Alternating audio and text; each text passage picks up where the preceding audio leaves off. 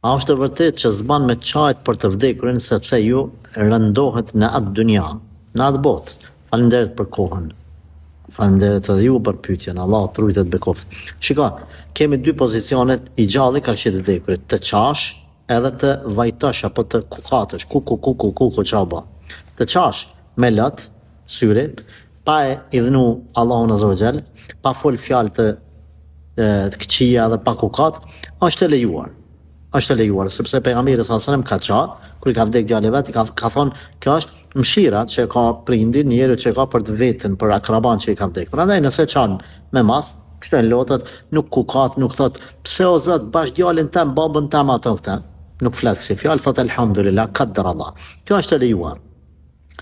Nëse kukat edhe vajton, a hyn ranohet i vdekuri. Ulemat kanë thonë se ka transmetim që ranohet i vdekuri.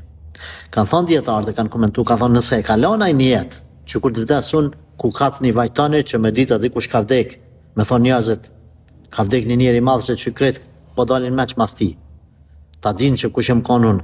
Ktu ka gjëna pastaj edhe i vdekmi edhe ranohet. Nëse se kalon me gojaj, po thjesht familjarët nga ignoranca, ku katin, vajtojnë, flasin fjalë të që i dhënojnë Allahin, atëherë i vdekmi nuk ka gjëna. Pse ata po flasin fjalë të tilla, se ai se kalon me